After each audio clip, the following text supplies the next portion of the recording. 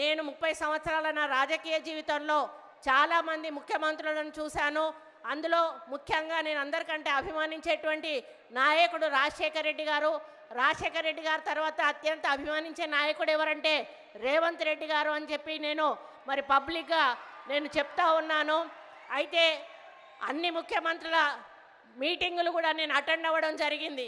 జనరల్గా ముఖ్యమంత్రులు ఒక మీటింగ్ పెట్టినప్పుడు ఆ మీటింగ్లో మాకు కావాల్సిన సమస్యలను చెప్పి అన్న ఈ సమస్యలు ఉన్నాయి, ఇవి తీర్చండి, వచ్చేసారి మీరు వచ్చినప్పుడు ఈ సమస్యలకు పునాది వేయాలి అని చెప్పినటువంటి సందర్భాలు ఉన్నాయి. ఆ తర్వాత ముఖ్యమంత్రి గారు మరి అవి మంజూరు చేసి మళ్ళీ వచ్చి ఫౌండేషన్ వేసినటువంటి సందర్భాలు ఉన్నాయి. కానీ బీఆర్ఎస్ ప్రభుత్వంలో ఆ ముఖ్యమంత్రి దగ్గర కూడా నేను పనిచేశాను. మరి ఆయన ఇటువంటి మీటింగ్లలో వందల కొలది వాగ్దానాలు చేసేది, ఏది కూడా ఒక్క రూపాయి కూడా మంజూరు చేయలేదు. రాజశేఖర రెడ్డి గారు మాత్రం చెప్పిన ప్రతి పనిని కూడా చేసి మళ్ళీ ఆయన వచ్చి ఫౌండేషన్ వేసిన సందర్భాలు ఉన్నాయి.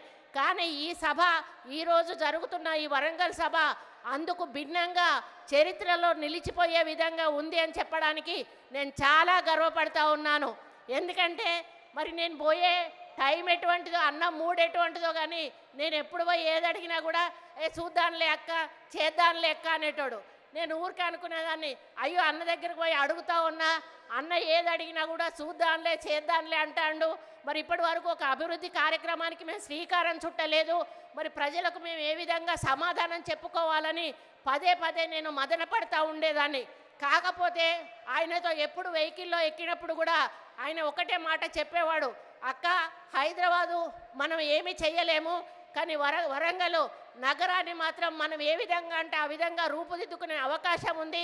కాబట్టి వరంగల్ని ఎన్ని ఫండ్స్ అయినా కూడా ఇచ్చి ఒక మంచి పట్టణంగా తీర్చిదిద్దడానికి మన వంతు సహాయం సహకారం తప్పకుండా ప్రభుత్వం నుంచి ఉంటుంది. దానికి మాస్టర్ ప్లాన్ అనేది చెయ్యాలి అని వారు కోరడం జరిగింది. మరి మా ఇన్ఛార్జ్ మినిస్టర్ శ్రీనివాసరెడ్డి గారు ఇక ఆయన పట్టుకున్నాడంటే ఉడుపు పట్టే వదిలిపెట్టాడు. ఇక అధికారుల వెంటపడి వేటాడి మరి మమ్మల్ని పదే పదే రివ్యూ మీటింగ్స్ పెట్టించి మాకు ఒక ప్రణాళిక అంటూ సిద్ధం చేసి ముఖ్యమంత్రి గారి దృష్టికి తీసుకుపోవడం జరిగింది. మరి ముఖ్యమంత్రి 19వ తారీఖు వస్తున్నారు అంటే జనరల్గా ఏదో మహిళలకు సంబంధించిన మీటింగ్ పెట్టి వెళ్ళిపోతారేమో అని నేను అనుకున్నాను. కానీ గత వారం రోజుల నుంచి సెక్రటేరియట్లో జరిగిన హడావిటి అంతా ఇంత కాదు అని చెప్పక తప్పదు. అన్ని డిపార్ట్మెంట్స్ కూడా అలర్ట్ అయిపోయాయి. ఒక డిపార్ట్మెంట్ తర్వాత ఒక డిపార్ట్మెంటు వరంగల్లో ఏమేమి అవసరం ఉన్నాయని చిన్న చిన్న పనులను కూడా చూసి వాటిని వివరాలు తెప్పించుకొని వాటన్నిటికీ కూడా జీవో ఇచ్చి దాదాపు ఈరోజు 4,500 కోట్ల రూపాయల నిధులు విడుదల చేస్తూ జీవోలు ఇచ్చి ఈరోజు ఇక్కడ శంకుస్థాపన కార్యక్రమం చేసినందుకు ఈ వేదిక మీద నుండి మరి సీఎం గారికి హృదయపూర్వక ధన్యవాదాలు మా వరంగల్ ప్రజల తరఫున తెలియజేస్తా ఉన్నానన్నా. మీ నమ్మకాన్ని వమ్ము చెయ్యము. తప్పకుండా ఈ యొక్క వరంగల్ నగరాన్ని పట్టణంగా రూపుదిద్దడానికి ఇక్కడి మంత్రులుగా సీనన్న గారి నాయకత్వంలో మేము తప్పకుండా మీరన్న ఆశయాన్ని సాధించడానికి ముందుకెళ్తాము. అది ఈరోజు ఒక ప్రధానమంత్రి ఇందిరాగాంధీ గారి పుట్టినరోజు సందర్భంగా 2 మహిళా మంత్రులం ఇక్కడ ఉన్నాము. ఒక మహిళా మేయర్ ఉంది, ఒక మహిళా ఎంపీ ఉంది. ఈరోజు మహిళా శక్తిని ఇక్కడికి తీసుకొచ్చి వీళ్ళందరి ముందట మాకు వరాల జల్లు కుల్పించినందుకు మీకు ఎల్లవేళలా కూడా రుణపడి ఉంటామని ఈ సందర్భంగా మేము విజ్ఞప్తి చేస్తూ మరి తప్పకుండా ఈ వరంగల్ నగర అభివృద్ధికి, ఎందుకంటే ఎయిర్పోర్ట్ అనేది దశాబ్దాల కళ. ఎయిర్పోర్టు కళను ఎవ్వరు కూడా సహకారం చేయలేకపోయారు. అది ఈరోజు మన రేవంత్ రెడ్డి అన్న వల్ల అవుతుంది. రేపు మనకి ఎయిర్పోర్ట్ వస్తే మనకు కంపెనీలు వస్తాయి, ఇండస్ట్రీస్ వస్తాయి.